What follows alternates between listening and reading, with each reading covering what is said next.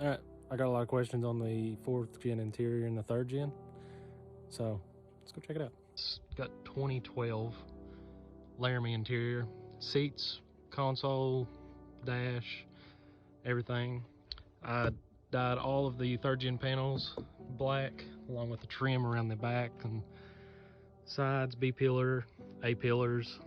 The A pillars are 3rd gen, 4th gen dash, 4th gen steering wheel, 3rd gen column, 4th gen console, 4th gen seats.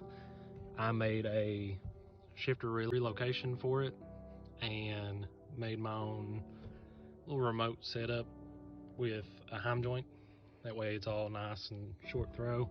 The back seats, it's very dirty. I've been driving the truck lately because I've just been enjoying it since it's been back together. I did get these seats out of a wrecked truck, so they're not in the best condition, but they are pretty good. Let's start with the front.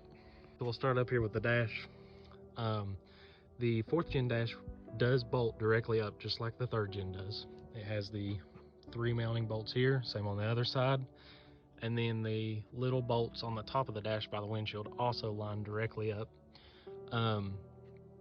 So to make it work, I used a 3rd gen column with the 4th gen steering wheel. 4th gen steering wheel directly bolts on. You got to grind just a little bit to make the clock spring fit into place with it. 3rd gen pedals, 3rd gen e-brake, and the parking brake does bolt directly back up to it, just snaps into place. I'm not done with all of this. I have the coiled seats hooked straight up to just 12 volts right now. I haven't mounted them yet because I'm still kind of working on that kind of stuff. Along with the HVAC stuff, I used the 3rd gen HVAC box and left it in place. Used the 4th gen air ducts because they mount just about in the same exact spot right down there. And I modified the 4th gen ducts to match up to the 3rd gen HVAC box. And the only thing that's a downfall to it is it switches your defrost and front vents. So if you want defrost, you got to put it on the front vents down here, and if you want front vents, you put it on defrost. It's the only downfall to it, but it works perfectly fine, blows fine, whatever else. So now moving on to the seats. 4th gen seats bolt directly in. The front ones are the exact same bolts, everything. They bolt directly in. You just got to wire the plugs up to actually run the seats, and they function perfectly fine, but you do not have the memory and you do not have the heated seats or the cooled seats. That stuff I'm still working on. I have not got around to it. For the console has a mount back here in the middle. I just mounted it to the floor and then to the console, bolts in, and then the front of the console bolts into the dash, so there's no I'll show you the fitment between the door and the dash.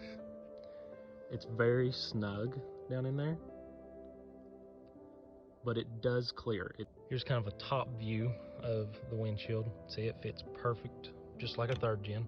I had no trimming to this dash other than I trimmed right here around where the A pillars went. I trimmed on the dash to be able to snug this A pillar down inside there. It's very rough getting in, but it does fit just like a factory one would.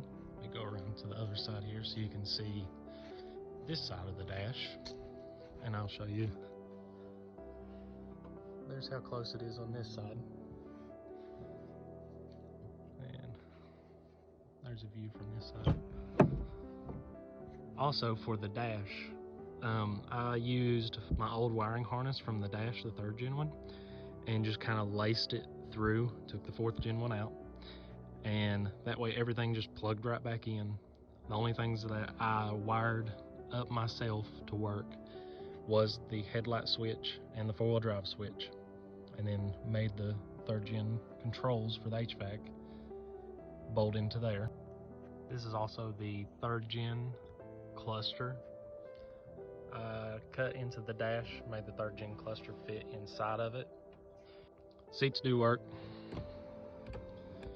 Tilt, lumbar, all that stuff works, and it's all nice and clean. I notched right here to make the two pieces match up, and they just kind of slide into each other. There's a shot of the A-pillar right there, how it matches up. Everybody asks about the shifter. I do have a video on the shifter on my profile of, it is very close. So here's first, second, third, fourth, and fifth. And this is G56 truck, there's reverse. So it's all nice and tight. I enjoy the factory look of it. It's all clean, whatever else. Not sure what I'm gonna do with that plug yet. Now for the back seats almost fit right. They are a lot longer in the front than a third gen seat. Third gen seats are usually about this long, about the middle section like that. So you do lose some space here. It stinks, but it is what it is with one of these crew cab trucks. For the back, I flipped the headrest around to make them sit flat because they were tilted this way.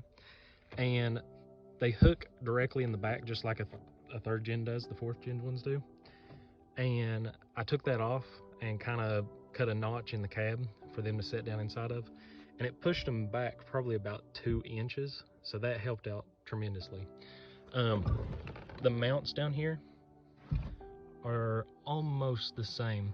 You have to cut the back there. You got to cut a couple inches of it off, and then that back bolt hole back there will bolt into place, and then you got to re-drill the front one here. I have not re-drilled it yet. A couple more shots of the interior. They did come from a Laramie truck. So yeah, that's a lot of my third gen. Just quick answers for people asking. It's 6-inch lift, 26x16s on 35 1550s, billet silver metallic from a 5th gen that I painted it, 5th gen front bumper that I modified. It does have the factory 5th gen fog lights. Cut the bumper like 2.5 inches or something like that, shoved it forward, and then made my own mounts. Shoved the bumper really far back so it doesn't stick out and look like you can stand on it and whatever else. SRT10 hood. It is a Mopar factory hood. Window trim from eBay. It's little stainless pieces that just glue on. Same with the door handles. 4th gen mirrors, paint matched. Made my own traction bars, made my own steering. Gonna be making the front arms here soon. Headlights are from Alpha Rex roll pan, 4th gen tailgate, and made that body line nice and clean because it looks dumb if you don't. G56 truck, 2nd gen swapped, S472 with a billet 5 blade on EFI Live Tunes.